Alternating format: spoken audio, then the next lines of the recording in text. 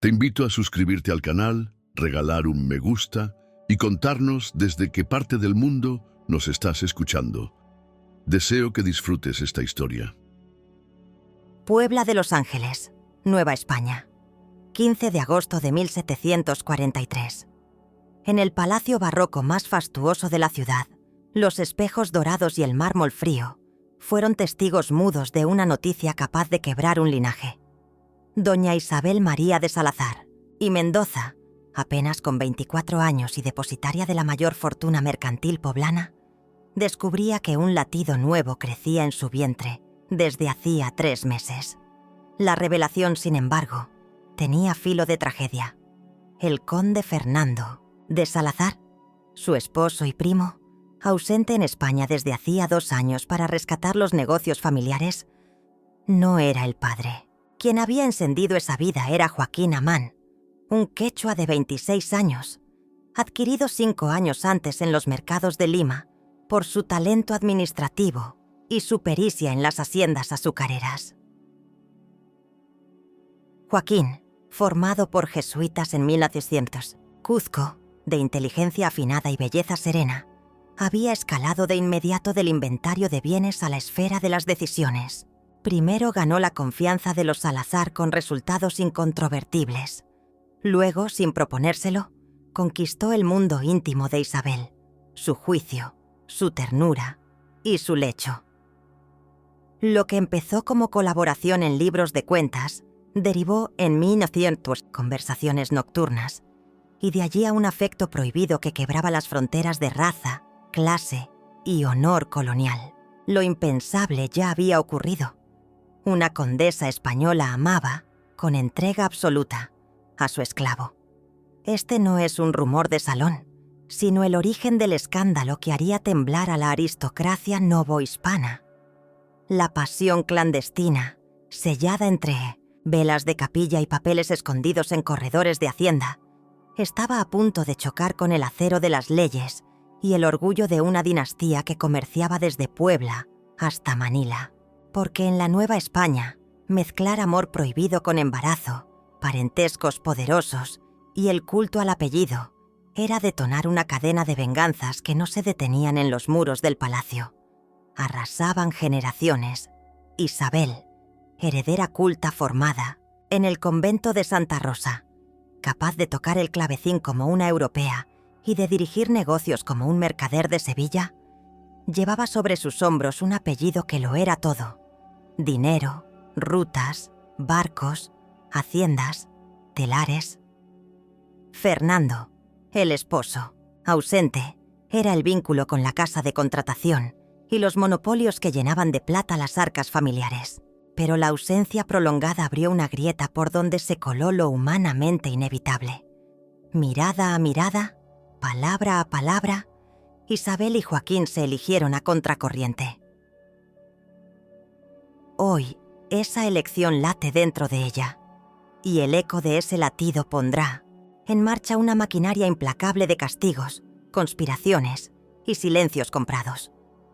Lo que estás a punto de escuchar no solo cuestiona el poder y la raza en el siglo XVIII. Desenmascara cómo el amor, cuando se atreve, puede incendiar imperios enteros. ¿Listo para entrar en el corazón del palacio donde empezó todo? Abril de 1738, 5 años antes del estallido. Isabel María de Salazar y Mendoza, con 19 años y un porte que deslumbraba a todo Puebla, se unió en matrimonio con su primo segundo, Fernando de Salazar y Guevara. No fue boda de corazones, de aventureros, sino de apellidos y balances. La ceremonia selló la fusión de las 2 ramas más influyentes de la dinastía mercantil Salazar en la Nueva España. Así dictaba el manual de la aristocracia colonial: preservar limpieza de sangre, amarrar capitales y asegurar que las haciendas, telares y rutas siguieran orbitando alrededor del mismo sol familiar. Isabel ya era leyenda social. Educada en el convento de Santa Rosa, dominaba latín, francés e italiano. Al clavecín lo hacía cantar como en salón europeo, y con un libro de cuentas en la mano, discutía de tú a tú con los mejores comerciantes del virreinato. Su dote hablaba por ella: 3 haciendas azucareras, 2 ingenios textiles, una flotilla para el comercio y un patrimonio urbano valorado en más de 200,000 pesos de oro. Fernando aportaba la otra mitad del engranaje, heredero de las operaciones en la península, con llave directa a la casa de contratación en Sevilla, monopolios de importación y el timón de la ruta Acapulco-Manila, esa vena que traía sedas, porcelanas y ganancias descomunales. Los primeros 2 años fueron un retrato impecable. Isabel, condesa perfecta, organizaba tertulias deslumbrantes, obras pías de la familia y la vida doméstica de un palacio en el que respiraban más de 150 almas entre sirvientes, esclavos y empleados. Nada escapaba a su mirada: inventarios, protocolos, cocina, tapices, correspondencia. Fernando, por su parte, tejía acuerdos, cerraba cargamentos y mantenía la maquinaria familiar funcionando a ritmo de galeón, hasta que en febrero de 1740 la realidad europea golpeó la puerta novohispana. La Guerra de Sucesión austríaca trastocó rutas y fletes. Inversiones en Cádiz empezaron a zozobrar. Los Salazar necesitaban a Fernando allá, no en Puebla. Él partió con promesa de regresar en un año. Ella quedó como guardiana de las propiedades en la colonia, con poder de firma y obligación de sostener el brillo social de la casa. Isabel aceptó el desafío con temple, supervisó ingenios, negoció precios, inspeccionó cuentas y mantuvo intacta la fachada aristocrática. No imaginaba, nadie lo hacía, que aquella ausencia se prolongaría por más de 3 años y que en ese intervalo un administrador de origen quechua comprado en Lima por su talento excepcional empezaría a ocupar un espacio que iba mucho más allá de las cifras y los informes. Joaquín Jamán había llegado a Puebla en 1738, el recinto mismo año de la boda de Isabel, como parte de un grupo selecto de esclavos especializados vendidos en los mercados limeños. Pero él no era un esclavo común. Descendía de nobleza incaica, formado en colegios jesuitas de Cusco, conocedor de agricultura, contabilidad y lenguas. Su historia era una de esas ironías crueles del sistema colonial. Pese a su linaje y educación, las deudas familiares lo habían convertido en mercancía. Fernando de Salazar pagó por él 800 pesos de oro, suma que decía más que 1000 palabras.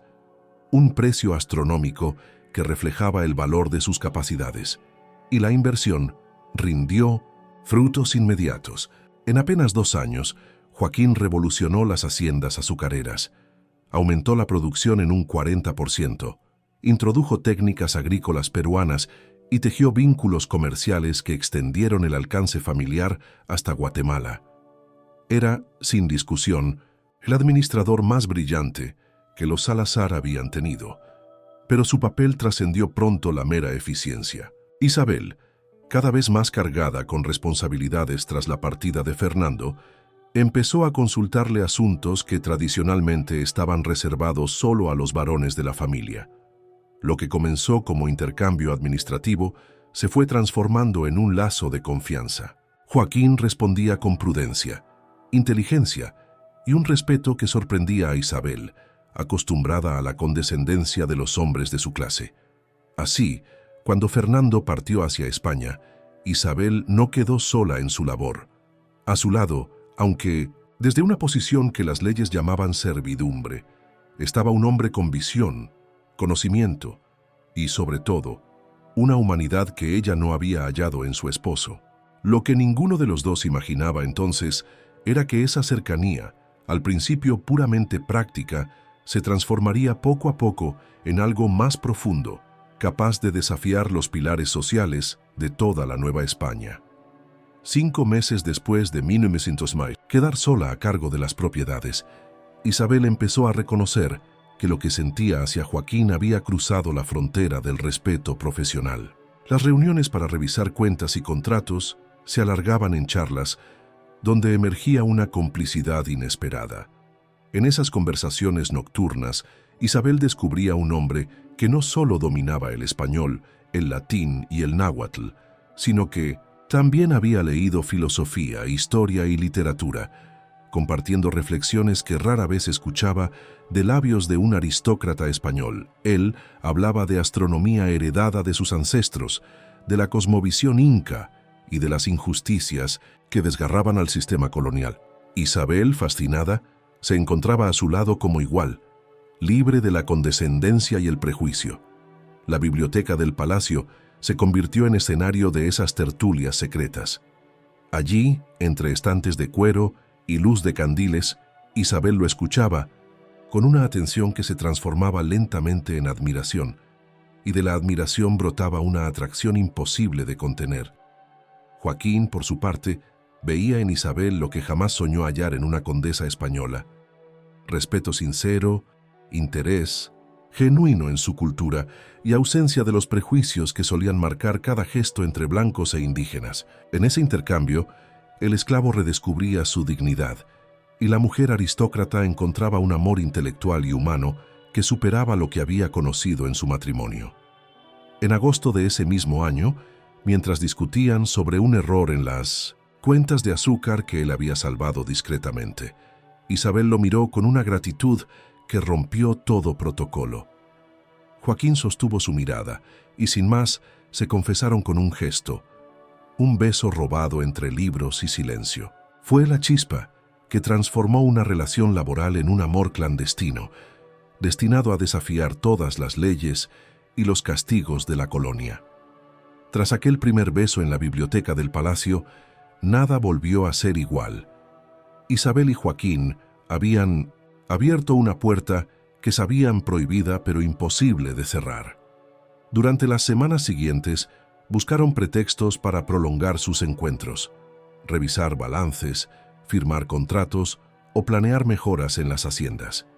Sin embargo, bajo esas justificaciones se escondían miradas cómplices, palabras cargadas de deseo y una pasión que crecía sin pedir permiso. La sociedad colonial era implacable. Las leyes de Indias dictaban pena de muerte para un esclavo sorprendido con una mujer española, y para ella la pérdida de todos sus derechos y su destierro. Pero en las noches silenciosas de Puebla, esas amenazas parecían lejanas. En la capilla abandonada de una hacienda, un lugar al que nadie se acercaba porque se decía embrujado, los amantes hallaron refugio. Allí, entre imágenes desgastadas de santos, consumaron un amor que los unía con la misma fuerza con que los condenaba. Isabel, que jamás había sentido verdadera pasión junto a su esposo ausente, descubrió en Joaquín la ternura, la admiración y el deseo que siempre le habían sido negados. Joaquín, que había sido tratado como propiedad durante años, encontró en ella un amor que lo miraba como hombre y no como esclavo. En esos encuentros secretos nacieron cartas ocultas en rincones de las haciendas, poemas escritos en español y quechua y promesas susurradas bajo juramento de eternidad. En noviembre de 1740, tras 4 meses de relación clandestina, decidieron dar un paso que sellaría su destino: casarse en secreto, sin sacerdote ni testigos, únicamente frente a la Virgen de Guadalupe. Para ellos, ese rito bastaba. En sus corazones se reconocieron esposo y esposa, convencidos de que su unión era sagrada aunque el mundo la condenara. Desde entonces, cada cita en la capilla se convirtió en una luna de miel oculta, la más intensa y peligrosa de la Puebla colonial. Durante más de 2 años, Isabel y Joaquín vivieron su matrimonio secreto con la intensidad de quienes saben que cada instante podría ser el último. A plena luz del día, ella seguía cumpliendo su papel de condesa irreprochable. Organizaba banquetes, recibía visitas de damas influyentes y supervisaba los oficios de caridad. Pero cuando caía la noche, escapaba hacia la capilla abandonada, donde dejaba de ser la aristócrata vigilada por todos, y se convertía simplemente en la mujer amada de un hombre que le devolvía la vida. Aquellos encuentros eran más que pasión física. Conversaban durante horas sobre sueños imposibles, una vida en libertad, una familia criada sin cadenas ni títulos, un hogar donde nadie dictara a quién podían amar. Isabel aprendió a leer el quechua en los poemas de Joaquín, y él descubrió en los labios de ella las melodías europeas que tocaba en el clavecín. Cada gesto era un puente entre dos mundos que, según las leyes, jamás debieron encontrarse. Pero el secreto que tanto habían protegido pronto daría un giro irreversible. Diciembre de 1742. Isabel descubrió que estaba embarazada. La noticia, que a cualquier matrimonio legítimo habría llenado de júbilo, cayó sobre ella como un arma de doble filo. Alegría indescriptible por llevar en su vientre el fruto de aquel amor prohibido y un terror absoluto ante la certeza de que la verdad acabaría por salir a la luz. Las cartas de Fernando llegaban esporádicas desde España, anunciando que su regreso se pospondría indefinidamente. Lo que antes había sido un alivio para Isabel, más tiempo con Joaquín, ahora se convirtió en una amenaza mortal. Si Fernando volvía y la encontraba encinta, tras 3 años de ausencia, la desgracia sería inevitable. Isabel y Joaquín sabían que debían actuar, porque aquel niño era la prueba viva de una pasión que el mundo no perdonaría. La confesión del embarazo se dio una noche en la capilla, bajo la tenue luz de los cirios.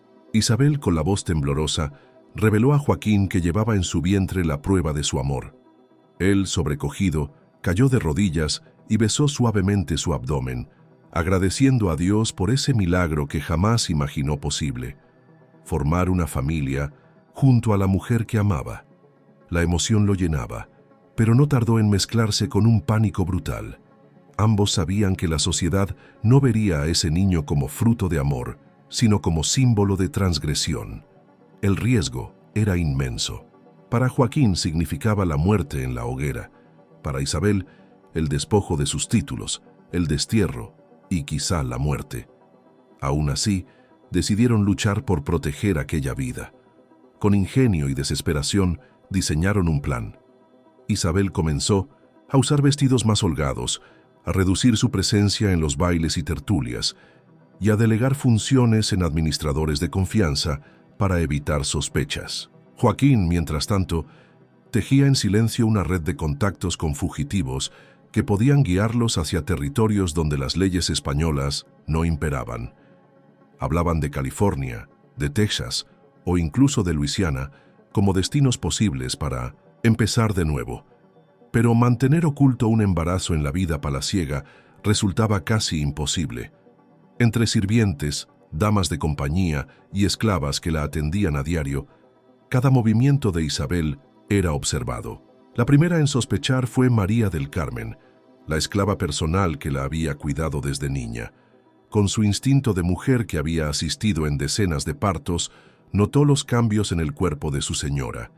Una tarde, al ajustar el corsé que ya no cerraba, la confrontó. Isabel, entre lágrimas, confesó la verdad. Lejos de delatarla, María del Carmen juró protegerla. Reunió a otras 4 esclavas leales: Esperanza, Catalina, Remedios y Francisca, y juntas crearon un círculo de silencio y vigilancia para ocultar el embarazo de la condesa. Era una alianza insólita. Mujeres esclavizadas arriesgando sus vidas por salvar a su señora. Pero el amor y la lealtad podían más que el miedo. Febrero de 1743. El secreto que envolvía a Isabel ya no podía sostenerse solo con vestidos holgados y excusas sociales. Su vientre, en el 4º mes de gestación, empezaba a delatarla. Fue entonces cuando el grupo de 5 mujeres esclavizadas se convirtió en su escudo. María del Carmen, con la devoción de quien había sido su segunda madre, organizaba cada detalle: excusas ante visitas inoportunas, relatos inventados para justificar su fatiga, e incluso el acomodo de muebles para que Isabel evitara ser vista de perfil. La conspiración era peligrosa. Si alguien descubría que esas mujeres ocultaban un embarazo ilegítimo de su ama, todas serían condenadas a la tortura y la ejecución. Aún así, ninguna vaciló. Sabían que el niño representaba algo más que un fruto prohibido. Era la prueba de que incluso dentro de un sistema que las despojaba de libertad, podían hacer algo que desafiara la tiranía de sangre y apellido. Isabel, consciente del riesgo que ellas asumían, lloraba de gratitud. Las noches se llenaban de susurros de complicidad, mientras planeaban cómo resistir hasta el regreso incierto de Fernando. Pero esa tregua duró poco. El 15 de agosto de 1743 llegó la noticia que derrumbó cualquier esperanza de calma. Una carta desde Sevilla anunciaba que Fernando había resuelto con éxito los negocios en España y que en menos de 2 meses estaría de vuelta en Puebla para reunirse con su esposa. El mundo de Isabel se estremeció. En cuestión de semanas, debería explicar un embarazo avanzado tras 3 años de ausencia conyugal. La espada de la verdad pendía sobre su cabeza. Las opciones eran brutales: provocar un aborto con altísimo riesgo de muerte, huir con Joaquín, abandonando todo, o confesar y enfrentar el escándalo. Ninguna elección parecía salvarla a ella, a Joaquín o a las mujeres que habían tejido la red de silencio en torno a su secreto. Joaquín no lo dudó. Propuso la fuga inmediata. Llevaba meses preparando rutas de escape, contactando discretamente a redes de esclavos fugitivos que operaban entre montañas y caminos clandestinos. Había logrado reunir dinero suficiente para financiar un viaje hacia tierras donde la ley española no alcanzaba con tanto rigor. California, remota y poco controlada, Texas, tierra de frontera, o incluso Luisiana, bajo dominio francés, aparecían como destinos posibles para rehacer sus vidas. Pero para Isabel, la decisión era infinitamente más compleja. Huir significaba abandonar su mundo, sí, pero también implicaba condenar a muerte a las 5 mujeres que habían protegido su secreto con absoluta lealtad. Si ella desaparecía de pronto, Fernando regresaría enfurecido y las sospechas recaerían sobre quienes la habían acompañado día y noche. La furia de los Salazar sería implacable. Aquellas mujeres serían torturadas y ejecutadas como ejemplo. El dilema desgarraba a Isabel: arriesgar la vida de quienes habían demostrado amor y fidelidad o sacrificar su felicidad y la de Joaquín para protegerlas. En medio de la angustia, buscó consejo en alguien que consideraba roca espiritual y familiar: Fray Diego de Mendoza, su tío y confesor de confianza desde la infancia. En el silencio del convento de San Francisco, confesó el amor que la había consumido, su matrimonio secreto con Joaquín y el hijo que llevaba en el vientre. Fray Diego escuchó entre espanto y compasión. Como sacerdote, no podía sino ver adulterio y sacrilegio. Como tío, comprendía que su sobrina había encontrado un amor que su matrimonio concertado jamás le dio. Con voz grave, le ofreció una solución: terminar con Joaquín, confesar públicamente su pecado, entregar al niño en adopción a una familia campesina y expiar su culpa en penitencia. Para Isabel, aquello era inaceptable. Significaba renunciar al hombre que amaba, perder a su hijo y condenar a Joaquín a una vida eterna de esclavitud. Con el corazón herido, rechazó el consejo, sabiendo que la carga de su destino seguía sobre sus propios hombros. Tras rechazar la salida propuesta por Fray Diego, Isabel buscó otro oído, alguien que pudiera entender mejor la encrucijada entre amor y conveniencia. Fue así que acudió a doña Esperanza de Guevara, prima de Fernando y mujer influyente en la sociedad poblana. A sus más de 50 años, Esperanza había conocido el desconsuelo, un matrimonio infeliz, la pérdida de varios hijos y la resignación que dejaba cicatrices invisibles. Isabel le confió todo: el vínculo secreto con Joaquín, el embarazo ya avanzado y el temor que la devoraba con el inminente regreso de Fernando. Doña Esperanza la escuchó con mezcla de asombro y temor. Admiraba el valor de Isabel por haber amado en libertad, pero sabía que las consecuencias serían devastadoras no solo para ella, sino para toda la familia Salazar. Con tono pragmático, propuso una solución que reflejaba la crudeza de la época: organizar la muerte accidental de Joaquín antes de que Fernando volviera, permitir que Isabel diera a luz en secreto y entregar al niño a una familia campesina. Para cubrir la mancha, inventarían un relato. Isabel había sido víctima de una violación por bandidos y el fruto de esa desgracia había sido ocultado por vergüenza. De esa forma, la reputación de la familia se salvaría y la condesa conservaría la vida. La propuesta heló a Isabel. Matar al hombre que amaba más que a sí misma era una traición imposible de concebir. Con la misma firmeza con que había rechazado el plan de su tío, negó esta alternativa. Salió de la casa de Esperanza comprendiendo que nadie más podría decidir por ella. Entre la huida desesperada y la confesión brutal no había término medio. El tiempo corría. Fernando regresaría en semanas y la elección de Isabel marcaría para siempre no solo su destino, sino el de todos los que la rodeaban.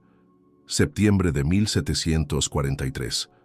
Con el regreso de Fernando cada vez más cercano, Isabel tomó la decisión más arriesgada de su vida. Huiría con Joaquín. No podía resignarse a perderlo, ni aceptar que su hijo creciera en la sombra de una mentira. Era un salto al vacío, pero también la única esperanza de salvar su amor. Durante semanas, todo se preparó con minuciosa cautela. Isabel vendió discretamente joyas, cuadros y propiedades menores, reuniendo cerca de 10,000 pesos de oro, suficiente para establecerse lejos del alcance del apellido Salazar. Ocultaba el dinero en rincones secretos del palacio, mientras fingía normalidad en las reuniones sociales. Joaquín, por su parte, contactó a Esteban de la Cruz, un mestizo libre que operaba una red clandestina de escape para esclavos fugitivos. La ruta hacia California incluía refugios en haciendas abandonadas, cuevas y aldeas indígenas que colaboraban a cambio de pago. Las 5 esclavas cómplices urdieron la coartada. Isabel habría partido a caballo con Joaquín rumbo a una hacienda remota y allí ambos serían atacados por bandidos. Se prepararían rastros falsos de sangre, ropa desgarrada y testimonios de campesinos sobornados para convencer a Fernando de que su esposa había muerto víctima de un asalto. La ciudad buscaría cadáveres inexistentes en las direcciones equivocadas, mientras ellos avanzaban hacia la libertad. La madrugada del 15 de septiembre llegó la hora señalada. Isabel, con 7 meses de embarazo, abrazó entre lágrimas a María del Carmen, quien la había protegido como madre desde niña. Montó a caballo junto a Joaquín y Esteban, llevando provisiones y documentos falsos que los identificaban como comerciantes mestizos en ruta hacia Acapulco. Esa noche, al cruzar por primera vez las calles de Puebla sin escolta ni criados, Isabel sintió un estremecimiento desconocido. Por fin, era dueña de sí misma. Joaquín, cabalgando a su lado, respiraba el aire de un hombre libre, convencido de que, al fin, estaba comenzando su verdadera vida. La libertad recién conquistada fue un sueño breve. Durante 3 días cabalgaron con sigilo, siguiendo la ruta trazada por Esteban de la Cruz. Isabel, agotada por el embarazo avanzado, resistía con valentía, aferrada a la ilusión de criar a su hijo lejos de las cadenas coloniales. Joaquín, atento a cada detalle, cuidaba de ella con ternura, convencido de que al fin estaban escribiendo su propia historia. Pero el 18 de septiembre, cerca de un paraje montañoso, la suerte se quebró.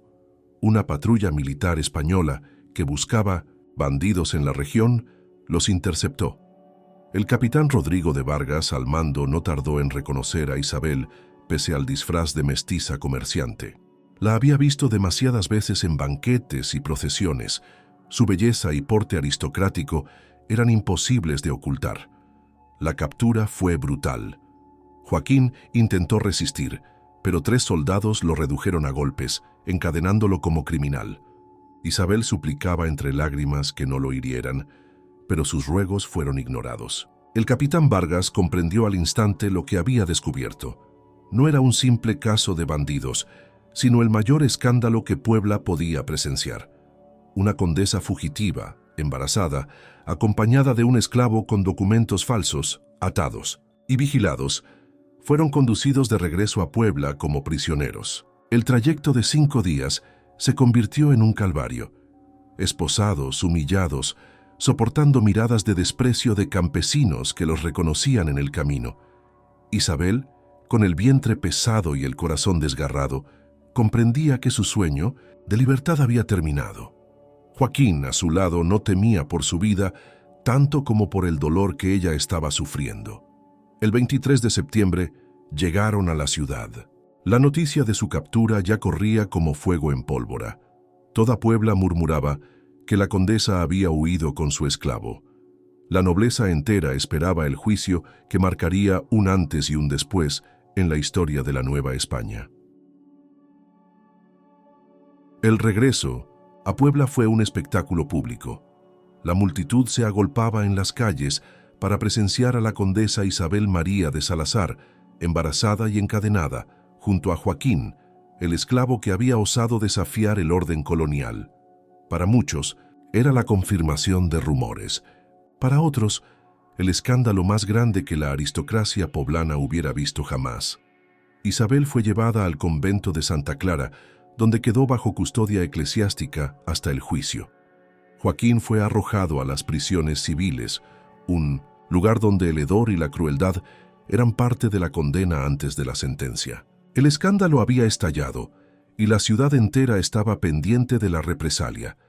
En esos mismos días, Fernando de Salazar recibía la noticia de la captura de su esposa mientras aún navegaba hacia Veracruz. El mensaje, enviado con urgencia, lo dejó en un estado de furia incontenible. Su mujer estaba detenida, acusada de huir con un esclavo y a punto de dar a luz un hijo ilegítimo.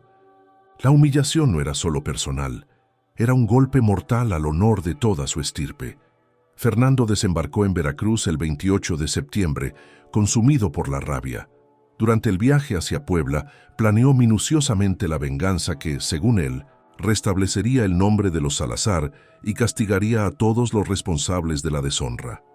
No bastaba con un juicio, necesitaba una lección que resonara en cada esquina del virreinato.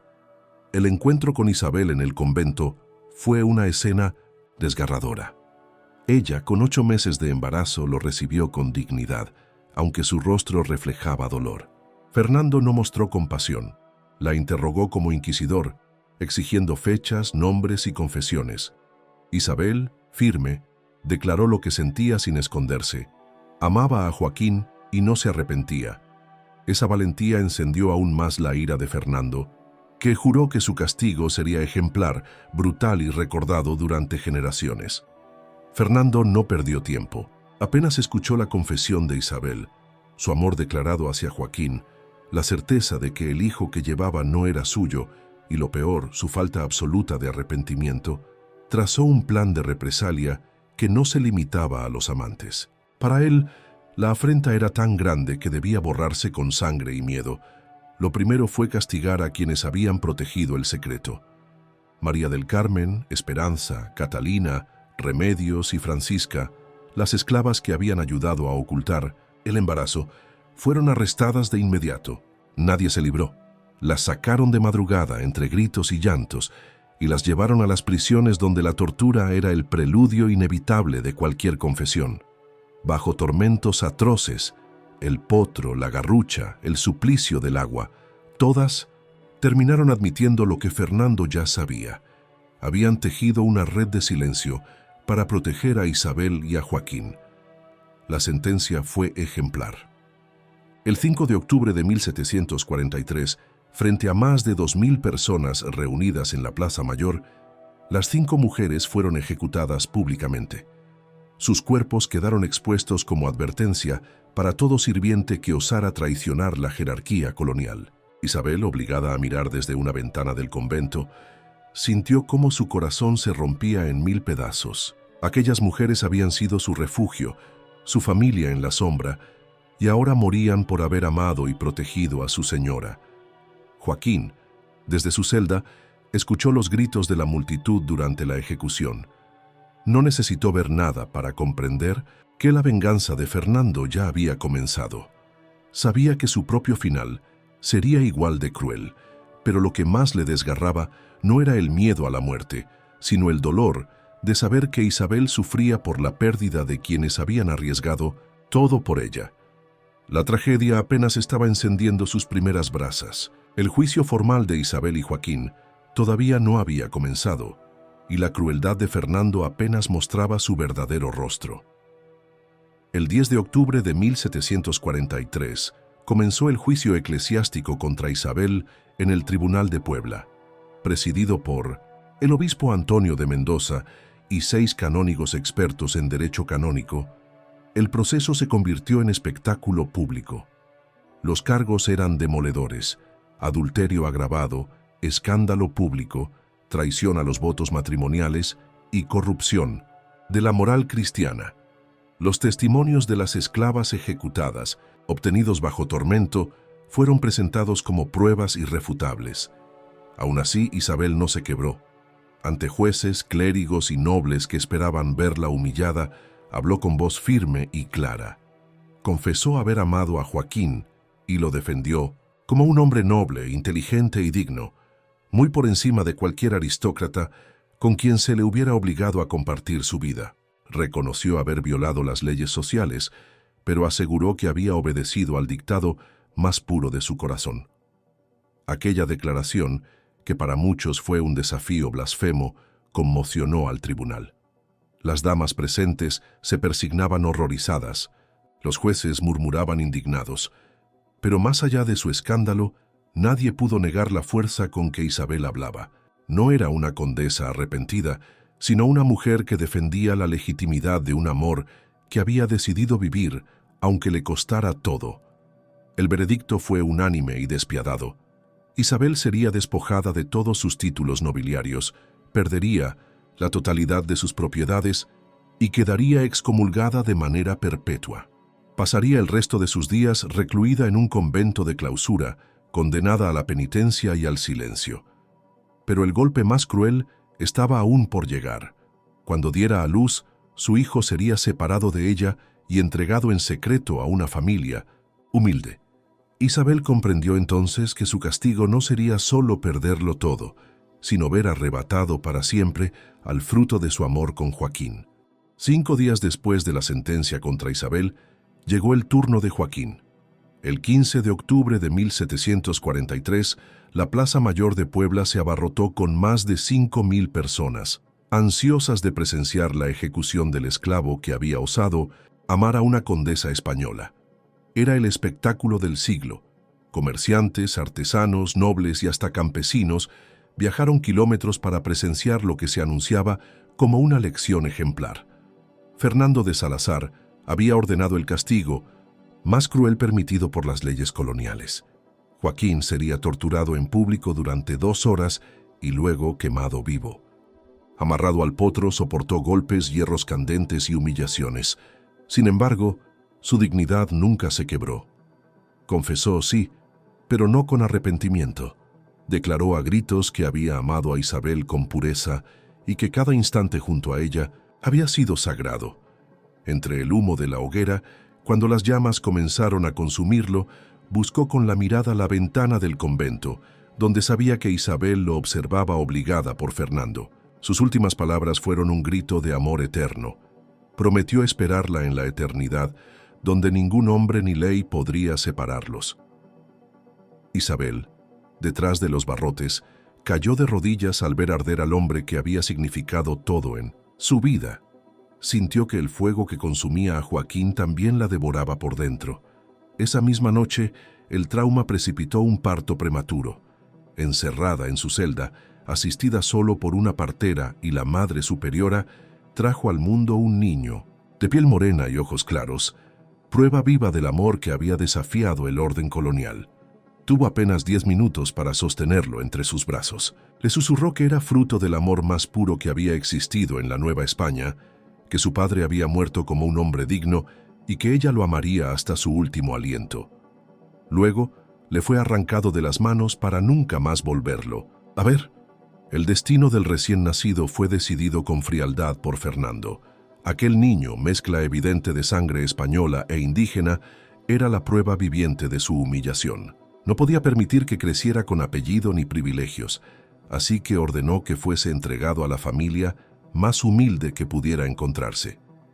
La elección recayó en Pascual Herrera, un campesino analfabeto de Tlaxcala que vivía en una choza de adobe perdida entre montañas.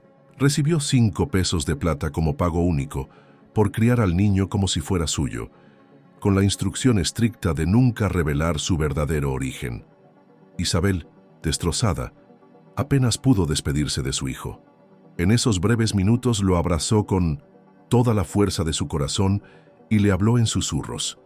Le dijo que era fruto del amor más grande que había existido en la Nueva España, que su padre había sido un hombre noble y que, aunque jamás pudieran estar juntos, lo amaría eternamente. Luego lo vio desaparecer en brazos de extraños, sin saber jamás dónde crecería ni qué nombre llevaría. 2 días después del parto, Fernando ejecutó la última parte de su venganza. Isabel fue trasladada al convento de las Clarisas Capuchinas en la Ciudad de México. Allí pasaría el resto de su vida en clausura perpetua, lejos de Puebla y sin contacto alguno con quienes conocían su historia. Ingresó con el nombre religioso de Sor María de los Dolores, un reflejo cruel de la pena que la acompañaría hasta la muerte. La rutina en el convento era dura, oraciones interminables, trabajos manuales y penitencias severas destinadas a purificar su alma del pecado de haber amado a un hombre considerado inferior. Pero lo que más la castigaba no era la disciplina monástica, sino el vacío de no saber nada de su hijo. Cada día, al arrodillarse frente al altar, repetía la misma plegaria: que aquel niño creciera con vida, aunque fuera en la pobreza, y que nunca olvidara, aunque jamás se lo dijeran, que había nacido del amor verdadero. Para Fernando, la reclusión de Isabel y la ejecución de Joaquín no eran suficientes. Su honor, según él, seguía manchado mientras existiera alguien que conociera detalles del escándalo. Así comenzó la purga más sangrienta de la historia familiar. Con meticulosa frialdad, elaboró una lista de personas que habían sospechado, visto o escuchado algo sobre la relación prohibida. Nadie quedó a salvo. Administradores de haciendas, sirvientes domésticos e incluso parientes cercanos. El primero en caer fue Tomás Vázquez, administrador de la hacienda San Rafael, que había trabajado codo a codo con Joaquín.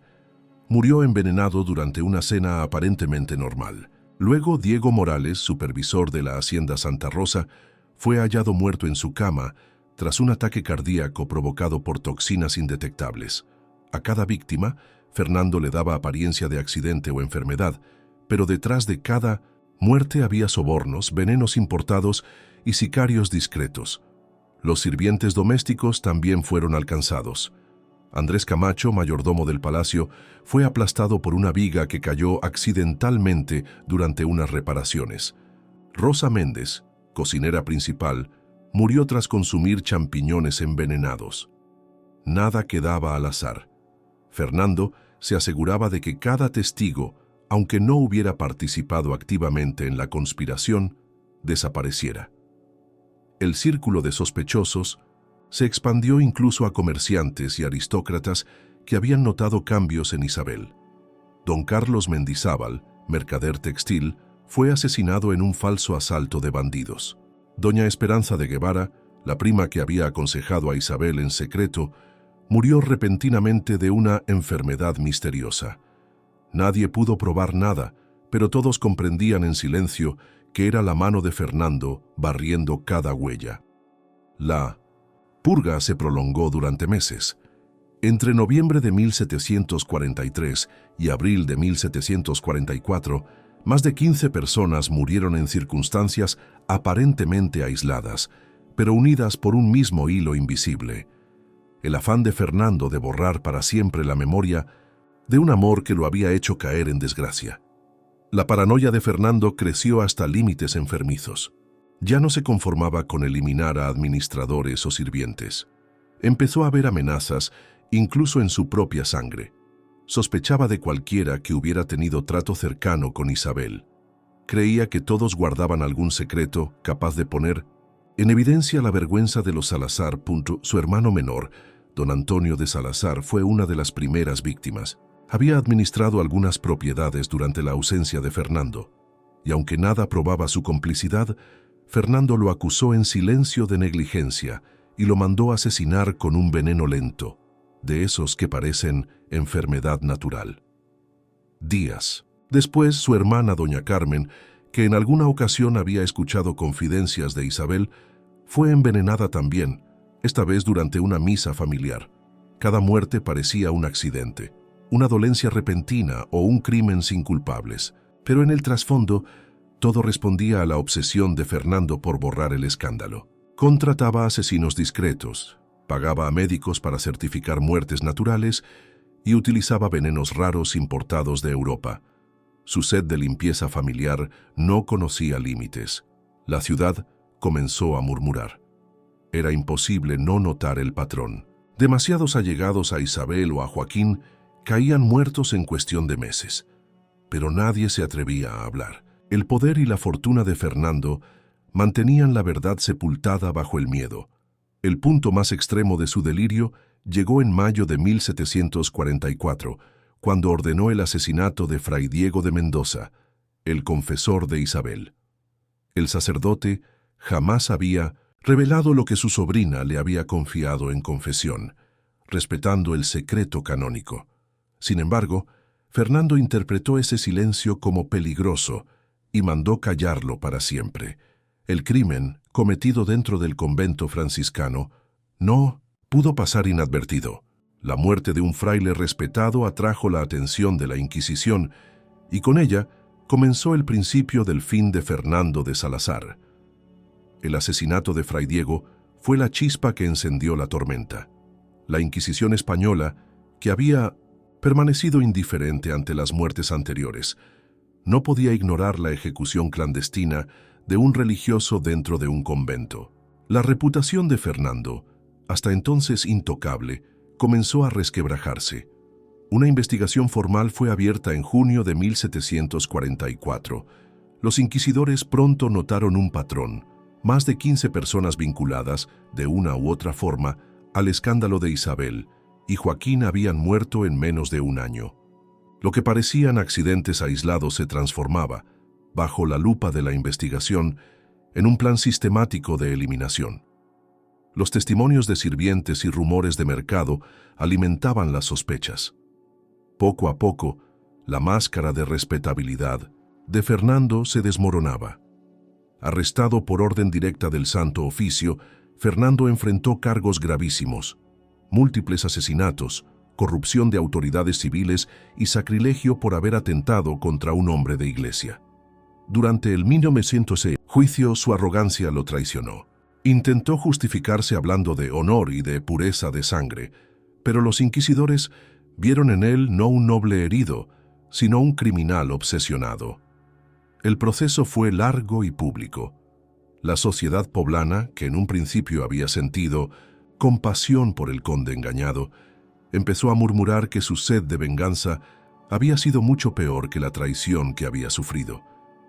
La brutalidad de sus actos lo aisló incluso de viejos aliados. El 15 de agosto de 1744, exactamente un año, después de que Isabel recibiera la carta del regreso de su esposo, Fernando de Salazar fue condenado a muerte.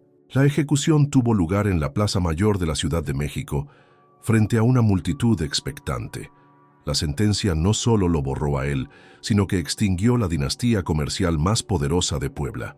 Sus propiedades fueron confiscadas por la corona, sus títulos anulados y su apellido prohibido en registros oficiales. El linaje Salazar, que había controlado rutas y fortunas durante generaciones, desapareció para siempre. La caída de Fernando marcó el final oficial del escándalo más devastador de la Nueva España. Sin embargo, las secuelas se extendieron mucho más allá de su muerte. Isabel, recluida en el convento de las Clarisas Capuchinas con el nombre de Sor María de los Dolores, inició la etapa más dolorosa de su vida. Allí pasó 32 años en clausura, dedicada a oraciones interminables, labores de silencio y penitencias impuestas para expiar lo que la Iglesia llamaba su pecado. Pero en el fondo de su corazón, Isabel jamás se arrepintió. Cada día, al escribir cartas que nunca enviaba, hablaba en secreto a su hijo perdido, contándole la historia de un amor que había desafiado imperios.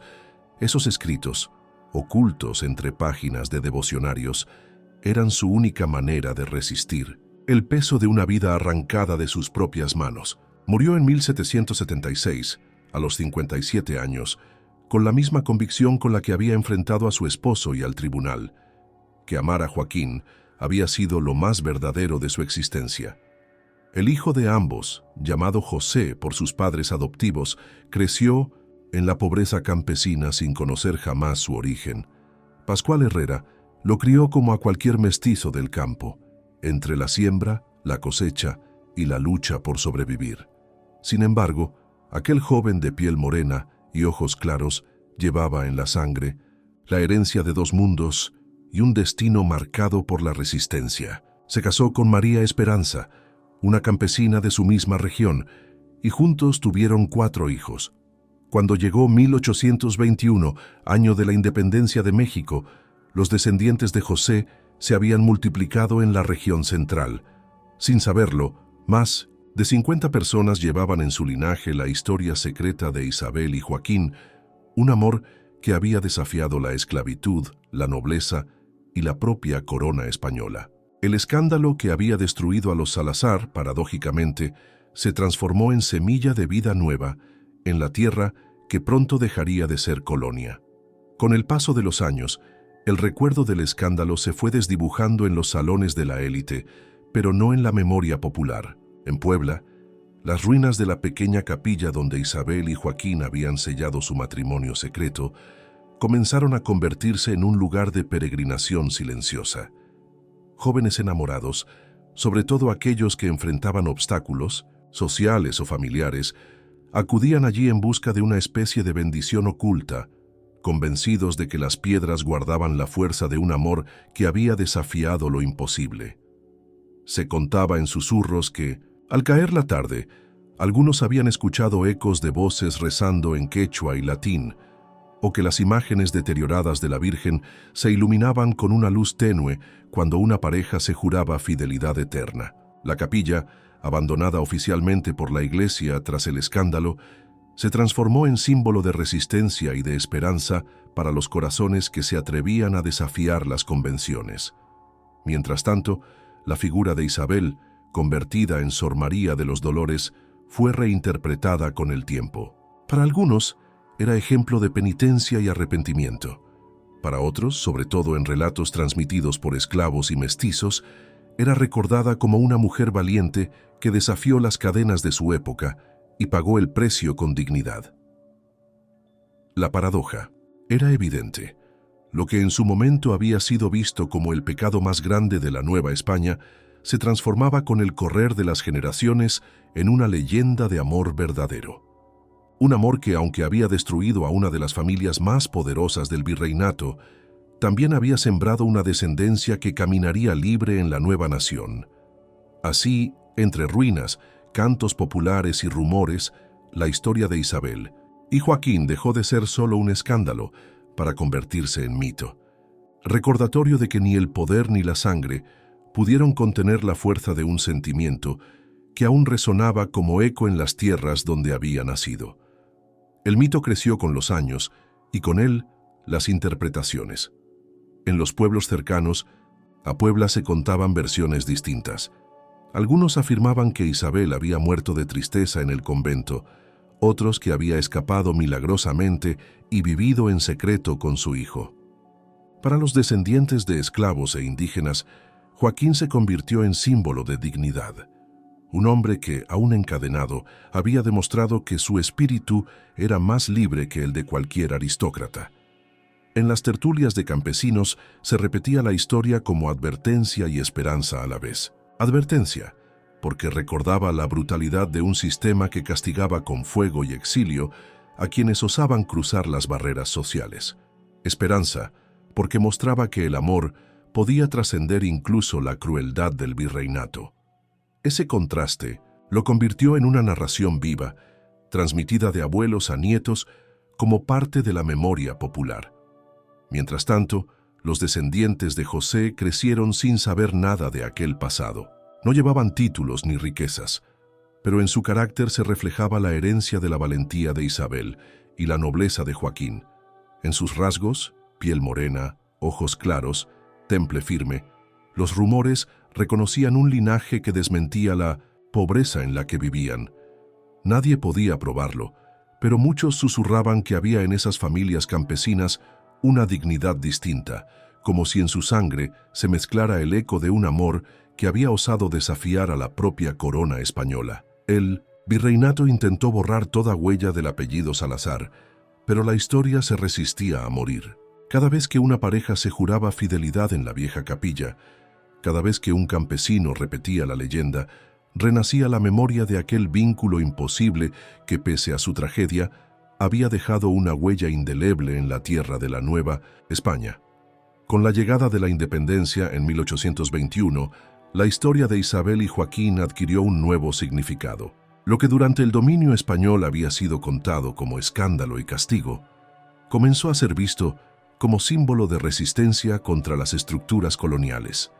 En el naciente México, donde la mezcla de sangres era ahora reconocida como fundamento de la nación, la unión de una condesa y un esclavo dejó de ser un pecado para convertirse en metáfora de un país que buscaba definirse más allá de jerarquías impuestas. Los descendientes de José, campesinos humildes, desconocían la verdad de su origen. Sin embargo, sus vidas fueron prueba silenciosa de que la herencia de Isabel y Joaquín había sobrevivido. Se extendieron por pueblos de Tlaxcala, Puebla y el Valle de México, formando familias numerosas que con el tiempo se integraron en los procesos sociales del nuevo país. Sin títulos ni linajes que los protegieran, pero con la fuerza de una sangre marcada por la valentía. En paralelo, la leyenda de la capilla continuaba creciendo. Ahora no solo era visitada por parejas enamoradas, sino también por insurgentes y campesinos que la veían como símbolo de justicia frente a la opresión. Se decía que en aquellas ruinas se escuchaban rezos por la libertad, como si las voces de Isabel y Joaquín siguieran clamando contra las cadenas que los habían condenado. Así, lo que comenzó como un escándalo capaz de aniquilar a una de las familias más poderosas de la Nueva España, terminó convertido en relato de esperanza en el México independiente. La tragedia de dos amantes que pagaron el precio más alto por su osadía dejó un mensaje imborrable: que el amor verdadero, aunque perseguido y castigado, podía sobrevivir en la memoria colectiva y convertirse en semilla de libertad. Con el himno, paso de las décadas, la historia dejó de ser un simple rumor y comenzó a formar parte de la tradición oral. En plazas y mercados, ancianas contaban a los más jóvenes cómo una condesa se había atrevido a amar a un esclavo y cómo aquel amor había sido tan fuerte que ni la hoguera ni los barrotes del convento ni la venganza más cruel habían logrado borrarlo. Cada narrador añadía un matiz distinto. Unos exaltaban la valentía de Isabel, otros la dignidad inquebrantable de Joaquín. En los pueblos, los descendientes de José escuchaban estas historias sin imaginar que en sus propias venas corría la sangre de los protagonistas. Nadie se los decía, pero en sus facciones mestizas y en sus gestos firmes se reflejaba la herencia de aquel vínculo imposible. Aunque vivían en la pobreza, su manera de enfrentar la vida transmitía la impresión de llevar consigo un legado oculto. La capilla abandonada, escenario de su matrimonio secreto, resistía al tiempo. Las paredes agrietadas y cubiertas de hiedra eran visitadas en silencio por enamorados y curiosos. Algunos aseguraban haber visto luces extrañas al anochecer o escuchado murmullos en lenguas antiguas. Para muchos, esos signos no eran superstición, sino la manifestación de un amor que seguía latiendo en aquel lugar. La aristocracia colonial había intentado borrar todo rastro de la tragedia, pero fue inútil. El relato se transmitió como advertencia y como consuelo, convertido en símbolo de que el corazón humano no reconoce cadenas ni títulos. La historia de Isabel y Joaquín, transformada en leyenda, continuaba resonando como un eco incómodo y a la vez inspirador, recordando que hasta en las sombras más crueles podía florecer la verdad del amor. Ya en el siglo XIX, cronistas y viajeros comenzaron a recoger por escrito la leyenda que hasta entonces había circulado en voz baja. Algunos la narraban como advertencia moral contra los excesos de la pasión.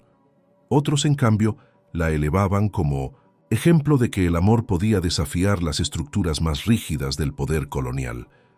Lo cierto es que, con cada versión, el relato se alejaba de los detalles históricos y se transformaba en mito popular. En las tertulias ilustradas de la época, algunos intelectuales veían en Isabel una mujer adelantada a su tiempo, capaz de romper las cadenas de un matrimonio arreglado y de reconocer en un esclavo la dignidad de un igual. De Joaquín se hablaba como de un héroe trágico, representante de los pueblos sometidos, cuya voz había sido acallada con fuego, pero cuyo legado sobrevivía en la memoria de los oprimidos. Mientras tanto, en las comunidades rurales, los descendientes de José vivían sin imaginar que eran parte de esa historia. Agricultores, artesanos y comerciantes humildes llevaban en sus costumbres el temple de quienes resisten las adversidades con entereza. Aunque nunca supieron su verdadero origen, muchos mostraban una mezcla de nobleza y firmeza que parecía desentonar con la modestia de su condición. La capilla, ya en ruinas, se convirtió en parada obligada para viajeros románticos que buscaban sentir la energía de aquel amor prohibido. Algunos escritores costumbristas recogieron testimonios de campesinos que hablaban de luces, cantos y apariciones en el lugar, alimentando la idea de que el amor de Isabel y Joaquín seguía vivo en el tiempo. Así, lo que había comenzado como el mayor escándalo de la Nueva España, terminó convertido en leyenda que inspiraba tanto temor como admiración, un recordatorio persistente de que ni los decretos reales, ni las hogueras, ni los muros conventuales podían sofocar del todo la fuerza de un sentimiento verdadero. A medida que avanzaba el siglo XIX y México se transformaba en una nación independiente, la historia de Isabel y Joaquín fue adoptada como símbolo en distintos discursos. Para algunos patriotas, representaba la lucha contra las cadenas de un orden injusto, un paralelo con la independencia misma. Así como un esclavo y una condesa desafiaron a la corona con su amor, también el pueblo se había levantado contra la opresión española. Poetas y escritores románticos encontraron en la tragedia una fuente inagotable de inspiración.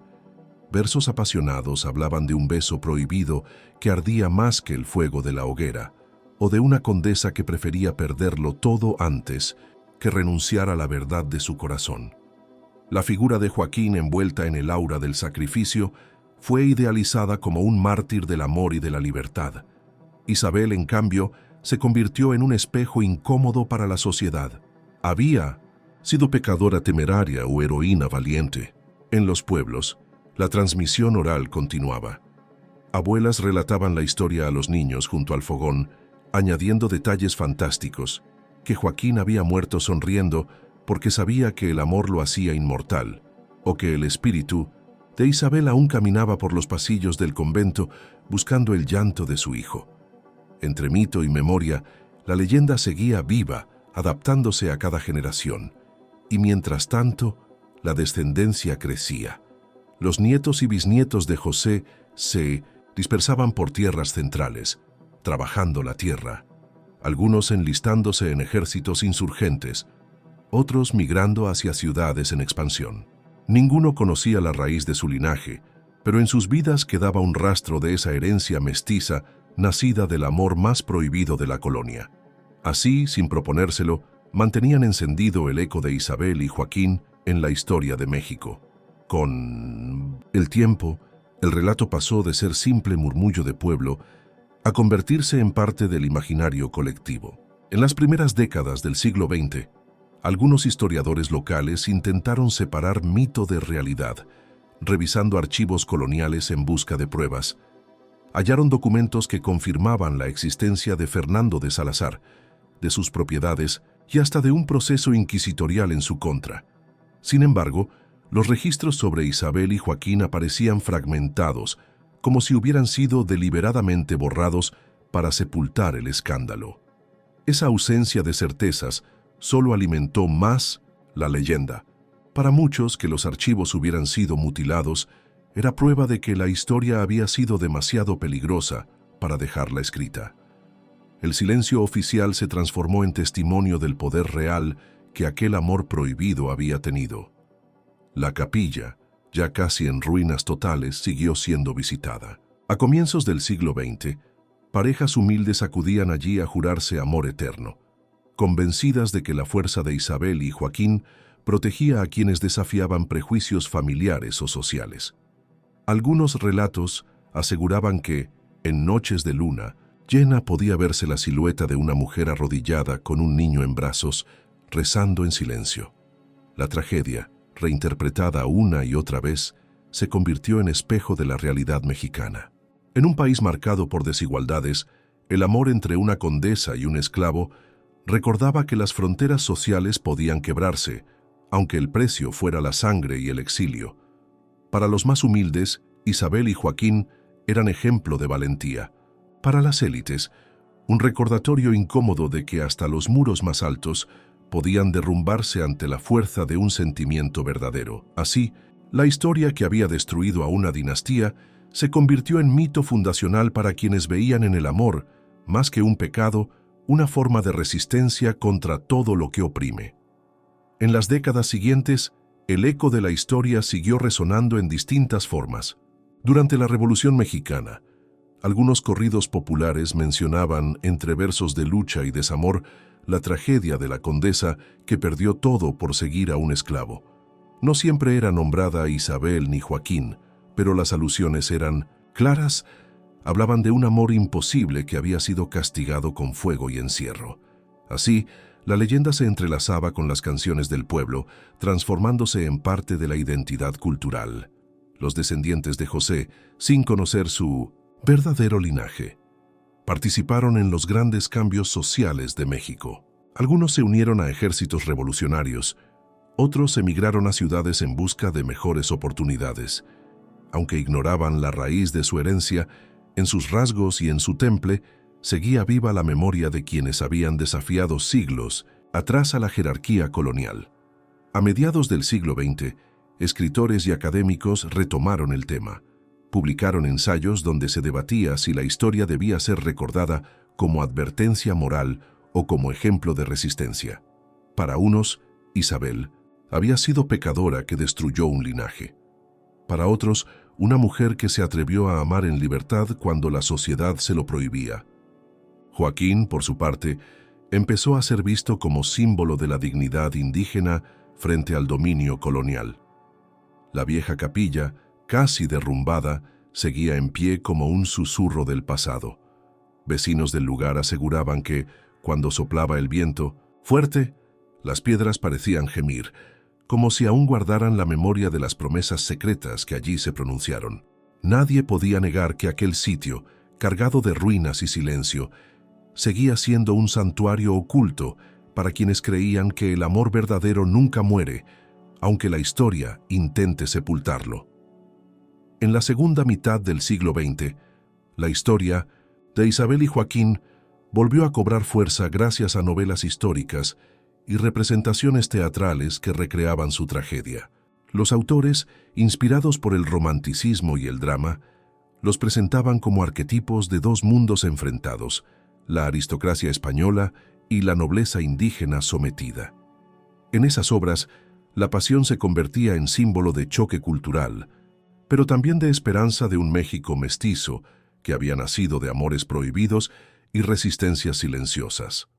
La figura de Isabel fue resignificada, ya no como pecadora ni víctima, sino como mujer que desafió un sistema injusto y pagó el precio con dignidad. Joaquín, en esas interpretaciones, aparecía como héroe trágico que, aún entre cadenas, había sido más libre que sus verdugos. De esta manera, la leyenda dejó de ser simple chisme colonial y se convirtió en reflexión sobre la identidad nacional. Los descendientes de José, ya esparcidos por distintas regiones del país, continuaban su vida sin saber la raíz de su sangre. Algunos eran maestros, campesinos, comerciantes o soldados, todos formando parte de la historia moderna de México. Aunque no conocían su verdadero origen, llevaban en su interior la semilla de aquel amor que había transformado para siempre el destino de una familia entera y que, sin proponérselo, se había multiplicado en generaciones. La capilla, reducida a ruinas cubiertas de hiedra, fue declarada sitio histórico por autoridades locales. Visitantes llegaban atraídos por la leyenda, algunos por curiosidad, otros para pedir en secreto la bendición de Isabel y Joaquín sobre sus propias historias de amor. A pesar de los siglos, aquel lugar seguía latiendo como testigo del vínculo que ni el fuego, ni el encierro, ni la venganza pudieron borrar. Con el inicio del siglo XXI, la historia de Isabel y Joaquín se proyectó aún más allá de la tradición oral. Historiadores, cineastas y académicos comenzaron a investigarla con renovado interés, buscando entre los archivos de la Inquisición, los registros notariales y los escritos conventuales. Aunque muchos documentos habían sido destruidos o alterados, algunos fragmentos confirmaban la existencia de procesos judiciales contra Fernando de Salazar y de la reclusión perpetua de Isabel en un convento de la Ciudad de México. La certeza de los hechos, mezclada con las lagunas históricas, terminó de darle a la leyenda un aire entre lo real y lo mítico. El público moderno interpretó la historia bajo nuevas miradas. Para unos era un relato feminista, ejemplo de una mujer que se atrevió a romper los barrotes de un matrimonio impuesto. Para otros era la memoria viva de la dignidad indígena, representada en Joaquín, que resistió con valentía y orgullo hasta su último aliento. La unión de ambos comenzó a leerse como símbolo del mestizaje que dio origen a la nación mexicana. Los descendientes de José, dispersos ya por ciudades y pueblos del país, continuaban sin conocer del todo su herencia. Algunos estudios genealógicos intentaron rastrear sus raíces, pero la línea se había mezclado tanto que era casi imposible señalar con precisión quiénes eran los portadores de esa sangre. Lo único cierto era que la semilla de Isabel y Joaquín había florecido en decenas de familias anónimas que hoy forman parte del México contemporáneo. La capilla, aunque en ruinas, fue restaurada parcialmente y convertida en un sitio cultural. Allí se organizaban ceremonias simbólicas, recitales y visitas guiadas.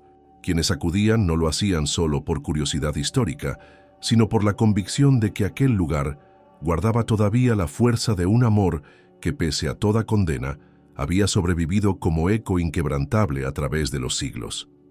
Hoy, la historia de Isabel y Joaquín ya no se percibe únicamente como un escándalo colonial, sino como una herida y al mismo tiempo un legado.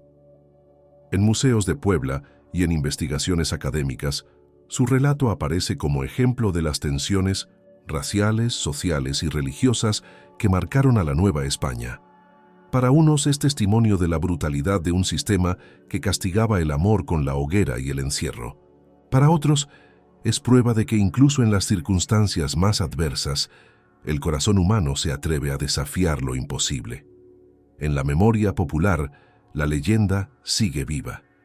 Hay quienes afirman que en las noches silenciosas, en las paredes de la vieja capilla, aún se escuchan susurros en quechua mezclados con rezos en latín, como si Joaquín e Isabel todavía se buscaran en la eternidad.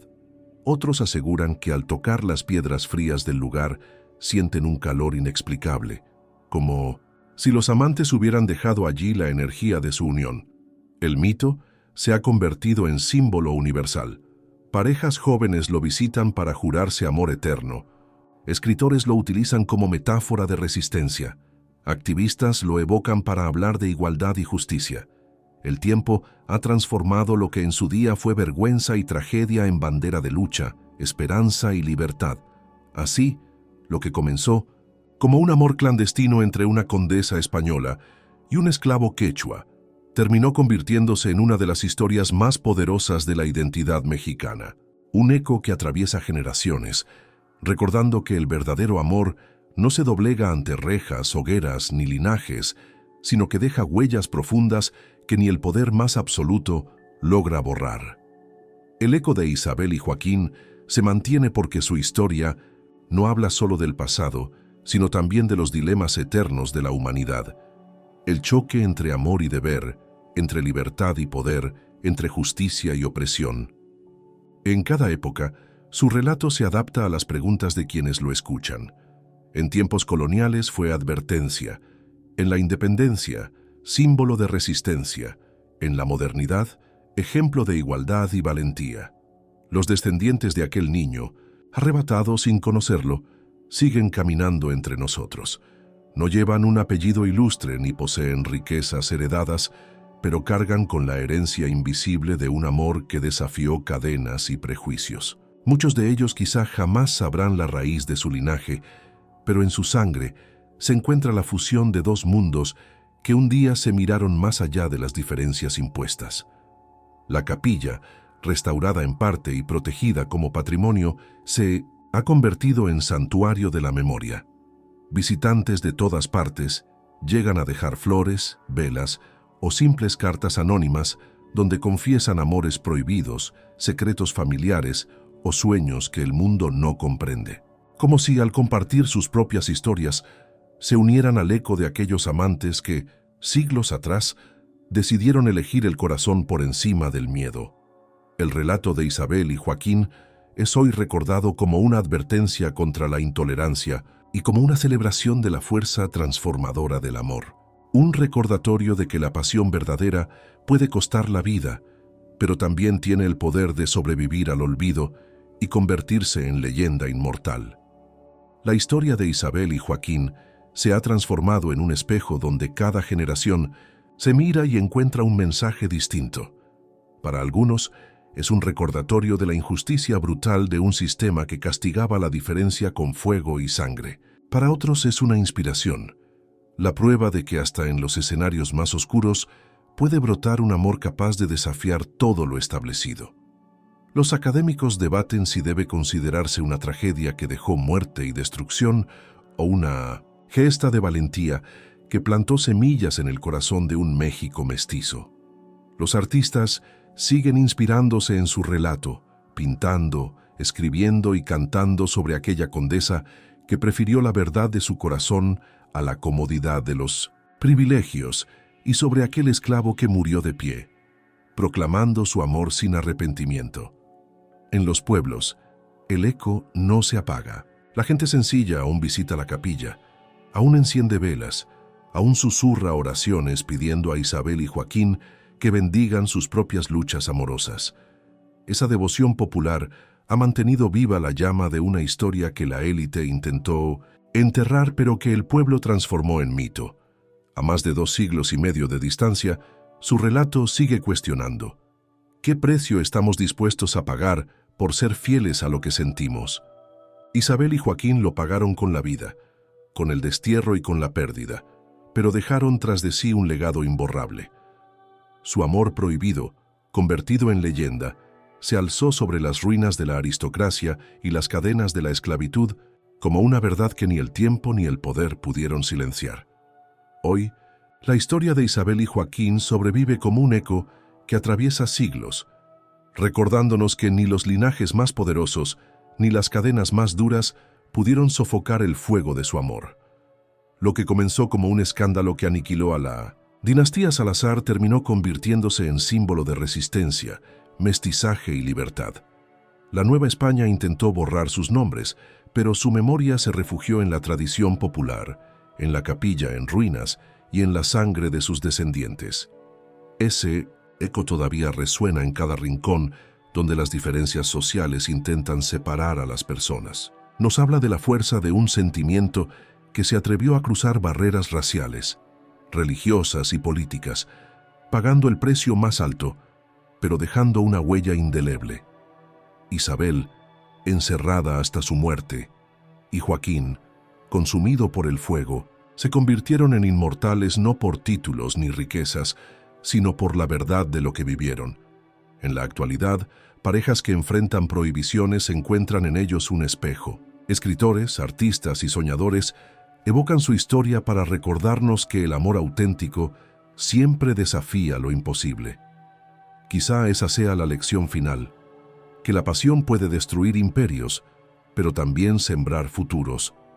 Así, cada vez que el viento sopla en las piedras viejas de aquella capilla, se dice que aún se escuchan sus voces mezcladas en un susurro eterno, un eco de la esclavitud que ya no habla de cadenas, sino de libertad. Un eco que nos recuerda que el amor verdadero, aunque castigado con la muerte y el silencio, nunca desaparece. Siempre encuentra la manera de perdurar en la memoria de los pueblos.